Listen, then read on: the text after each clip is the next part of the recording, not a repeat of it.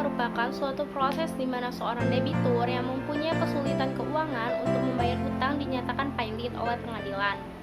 Adapun definisi kepailitan berdasarkan pasal 1 ayat 1 Undang-Undang Nomor 37 Tahun 2004 tentang kepailitan dan PKPU. Kepailitan adalah sita umum atas semua kekayaan debitur pailit yang pengurusan dan pemberesannya dilakukan oleh kurator di bawah pengawasan hakim pengawasan sebagaimana diatur dalam undang-undang ini,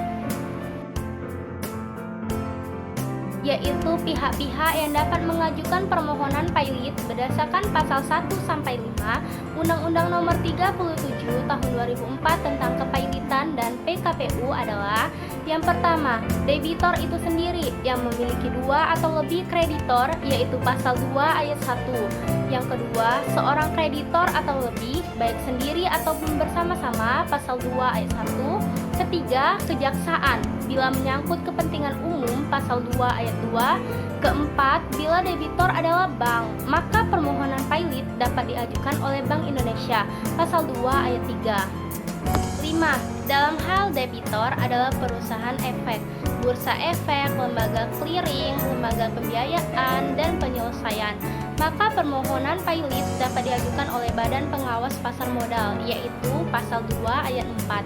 Dan yang terakhir, dalam hal debitor adalah perusahaan asuransi, perusahaan reasuransi, dana pensiun atau dana badan usaha milik negara atau BUMN bergerak di bidang kepentingan publik, maka permohonan pernyataan pailit dapat diajukan oleh Menteri Keuangan, yaitu pasal 2 ayat 6. Permohonan pailit diajukan oleh debitor yang menikah hanya dapat dilakukan atas persetujuan suami atau istri, kecuali tidak terdapat harta campuran bersama, yaitu pasal 4 ayat 1 dan 2 Undang-Undang Nomor 37 Tahun 2004 tentang kepailitan dan PKPU.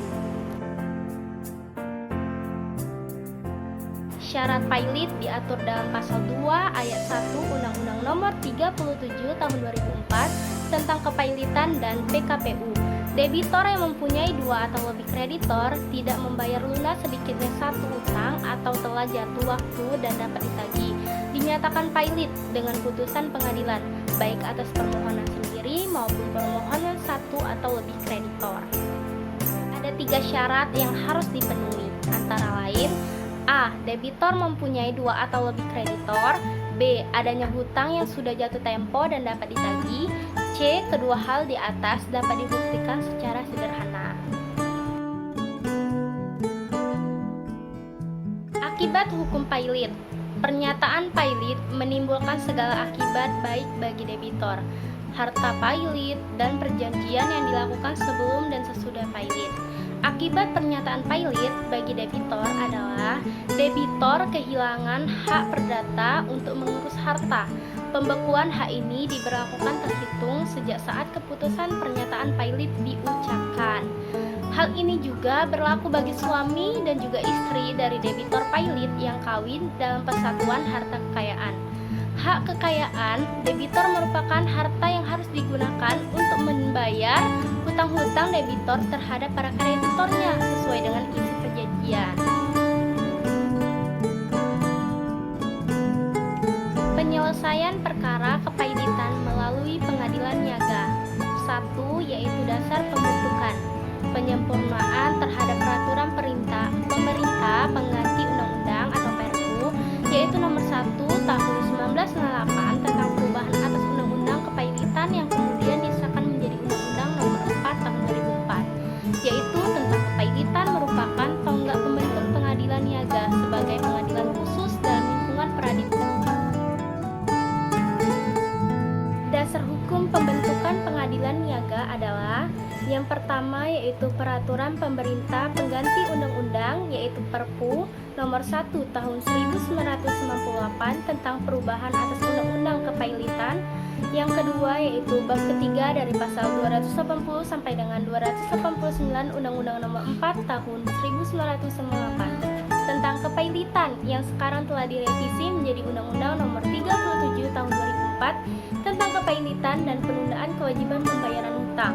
Dan yang ketiga yaitu Undang-Undang Nomor 14 Tahun 1970 telah direvisi menjadi Undang-Undang Nomor 4 Tahun 2004, yaitu tentang kekuasaan kehakiman dan membagi pengadilan menjadi 4 lingkungan, yaitu peradilan yang tidak menutup kemungkinan ditiadakan satu pengkhususan di masing-masing lingkungan peradilan, termasuk peradilan niaga dan lingkup peradilan umum. Dan yang terakhir yaitu Kepres nomor 97 tahun 1999, yaitu tentang pembentukan pengadilan niaga pada Pengadilan Negeri Makassar, Medan, Semarang, Surabaya dengan daerah hukum masing-masing.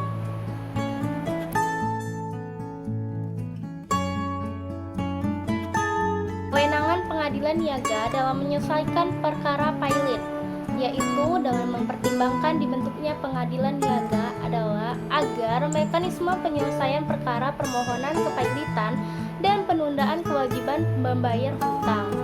Penyelesaian dapat dilakukan dengan cara cepat dan efektif. Keberadaan pengadilan niaga tidak menambah kuantitas lingkungan peradilan baru di Indonesia. Hal tersebut secara tegas disebutkan dalam Perpu. Pengadilan niaga hadir dan berada dalam lingkungan peradilan umum.